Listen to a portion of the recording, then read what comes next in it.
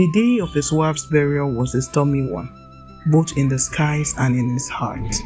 Uche stood by the graveside, his shoulders slumped as rain drizzled lightly, mixing the tears in his eyes and on his face.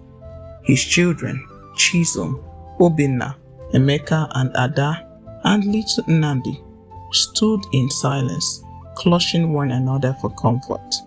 They were all he had now. As the mourners left, Uche remained rooted in place, staring at the fresh mound of earth. His mother, Mama Nneka, placed a gentle hand on his shoulder. Uche, we have to go home. The children need you. But Uche couldn't move. Memories of his wife Adaeze overwhelmed him. She had been his partner, his confidant, the glue that held their family together. Now she was gone, and the weight of raising her children alone felt insurmountable. That night, as the children slept, Uche sat with Mama Nneka in the dimly lit living room. I don't know how I am going to do this, Mama, he confessed, his voice breaking. You will manage, Mama Nneka replied. You are stronger than you think, and I'll be here to help.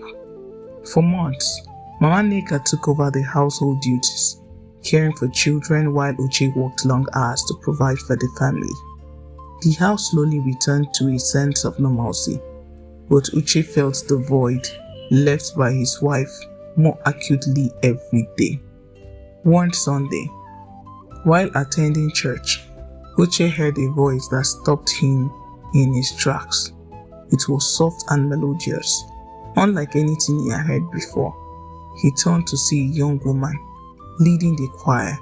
Her name was Ngozi, and her beauty matched her voice. After the service, Uche introduced himself. Over the week that followed, they began to talk more frequently. Ngozi was charming, devout, and seemed genuinely interested in him. She even asked about his children, expressing sympathy for his loss. Mama Nneka was skeptical. Be careful, Uche. You barely know this woman. But Uche dismissed her concerns. Mama, you've been a great help, but the children need a mother and a partner. Within a few months, Uche and Ngozi were married. From that moment, Ngozi moved in. Things began to change. She was warm and attentive at first, but cracks quickly started to show. She didn't participate in family meals, claiming she was fasting. She avoided water, never washed dishes, and always wore gloves when handling anything down. Then, there was the makeup. Ngozi never removed it.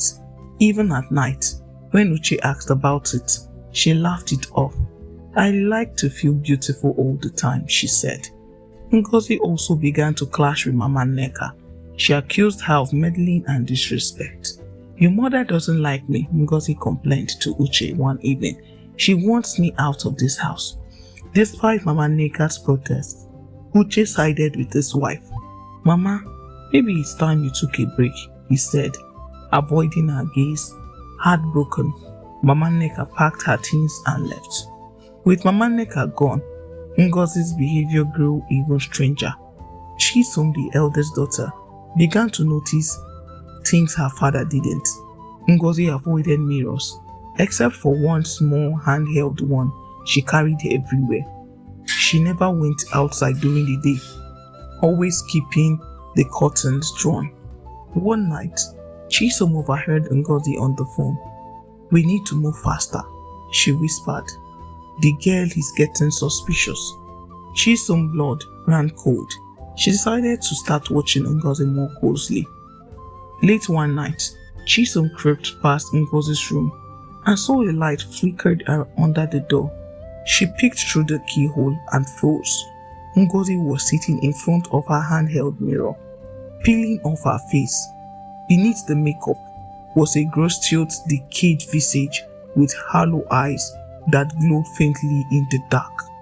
Chisom stumbled back, a hand over her mouth to stifle a scream. The next day, Chisom tried to tell her father what she had seen, but Uche dismissed her. Ngozi is your stepmother now. show her some respect. Frustrated, Chisom decided to gather evidence. She hid her phone in Ngozi's room, hoping to record her true form. But Ngozi found the phone and realized Chisom was onto her. That night, Chisom disappeared. When Uche realized his daughter was missing, he was frantic. He called the police, searched the neighborhood, and even reached out to Mama Nneka for help, but there was no trace of her. Ngozi comforted him, but her concern seemed hollow. A week later, Ngozi's sister Amara came to stay with them. Uche thought she resembled Chisom in an unsettling way, but he dismissed it as grief clouded his mind.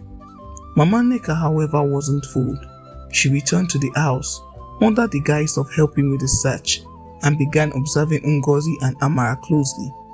One evening, she overheard them talking. "We need another sacrifice," Amara said. "The father is starting to suspect something." Ngozi nodded. "The boy will be next. He's the youngest, and they would think he just wandered off." Mama Nneka's heart pounded. She now knew that Ngozi and Amara were witches, but she needed proof. That night, she pretended to leave, but stayed hidden in the house. Through a crack in the door, she saw Ngozi and Amara performing a ritual. They chanted strange words, their faces shifting to reveal mysterious form. Amara's face changed to resemble Chisom exactly. The next morning, Mama Nneka confronted Uche with what she had seen. He refused to believe her at first, but she insisted. "Look at them, Uche.